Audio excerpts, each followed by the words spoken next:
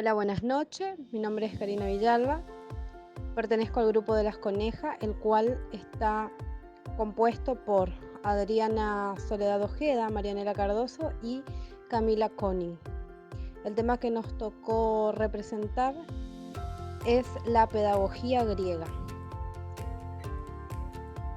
la cual surgió en el año 500 a.C.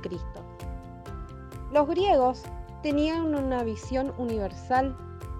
Ellos comenzaron a preguntarse ¿qué es el hombre? Para responder a esa pregunta, dos grandes civilizaciones entraron en conflicto. Por un lado, Esparta. Para ellos, el hombre debía ser desarrollado en todos sus sentidos y eficiente en todas sus acciones. Por otro lado, Atenas, para quienes la mayor virtud del hombre era la lucha por la libertad. El ideal del hombre educado era el orador. Ahora bien, todos esos ideales solo eran accesibles para los hombres libres, es decir, personas sin preocupaciones materiales, comerciales o por guerras. No estaba pensado para mujeres o esclavos. La educación griega enseñaba el carácter competitivo en la que el hombre debía ser capaz de dar órdenes y de hacerse obedecer. Además, enseñaba a unos pocos a gobernar de manera que el poder solo era accesible para los hombres libres y sus pares. Grecia alcanzó el ideal más avanzado en la educación de la antigüedad, la paideia, la integración entre la cultura de la sociedad y la creación individual de otra cultura en una influencia recíproca.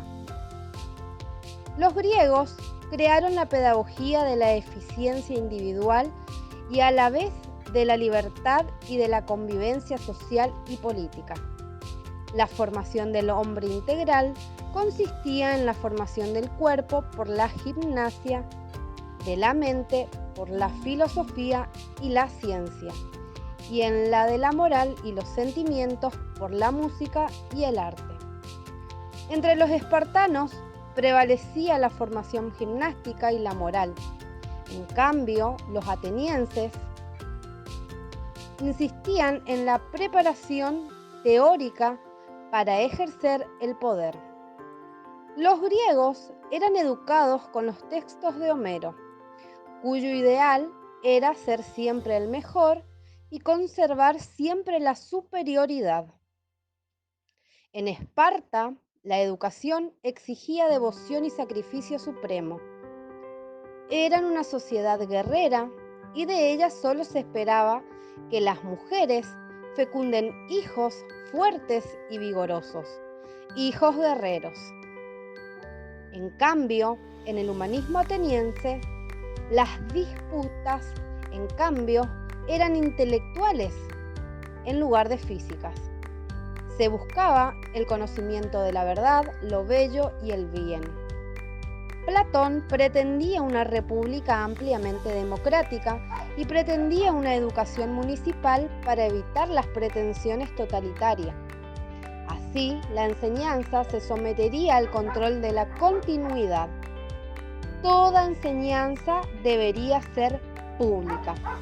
La escuela primaria se dedicaba a enseñar los rudimentos, lectura del alfabeto, escritura y cómputo. Los estudios secundarios comprendían la educación física, la artística, los estudios literarios y científicos. La educación física, la carrera, el salto de longitud, lanzamiento de disco y dardo. La educación artística incluía el dibujo, el dominio instrumental de la lira, el canto y el coral, la música y la danza. Los estudios literarios comprendían el estudio de las obras clásicas, principalmente Homero, la filología, lectura, recitación e interpretación del texto, la gramática y los ejercicios prácticos de redacción. Los estudios científicos representaban las matemáticas, la geometría, la aritmética, la astronomía. La enseñanza superior. En ella prevalecía el estudio de la retórica y de la filosofía.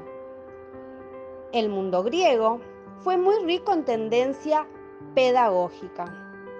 La de Pitágoras pretendía realizar en la vida humana el orden que se veía en el universo, la armonía que demostraban las matemáticas. La de Isócrates centraba el acto educativo no tanto en la reflexión, pero sí en el lenguaje y la retórica. La de Xenofonte fue la primera en pensar en la educación de la mujer, aunque restringida a los conocimientos caseros y los intereses del esposo. Sócrates. Su preocupación como educador era despertar y estimular el impulso para la búsqueda personal de la verdad, el pensamiento propio y la escucha de la voz interior. No le interesaban los honorarios de las clases, sino el diálogo con sus discípulos. Sócrates creía que el autoconocimiento es el inicio del camino para el verdadero saber. Platón.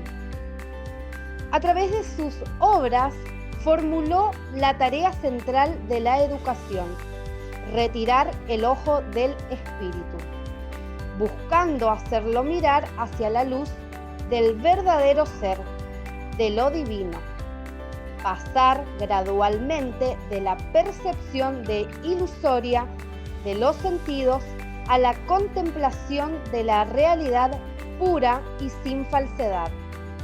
Para él, solo con el cumplimiento de esa tarea existe la educación. La única cosa que el hombre puede llevar a la eternidad. Para que se alcance ese objetivo es innecesario convertir el alma, encarar la educación como arte de conversación. Para Platón, todas las mujeres deberían ser comunes a los hombres y las autoridades del Estado deberían decidir quién engendraría a los hijos, cuándo, dónde y cuántas veces. Aristóteles predica de manera realista que las ideas están en las cosas como su propia esencia. Es también realista en su concepción educacional y expone 3 factores principales que determinan el desarrollo espiritual del hombre: disposición innata, hábito y enseñanza. Con eso se muestra favorable a medidas educacionales condicionantes y cree que el hombre puede convertirse en una criatura más noble, así como puede convertirse en la peor de todas, que aprendemos haciendo, que nos hacemos justos actuando justamente.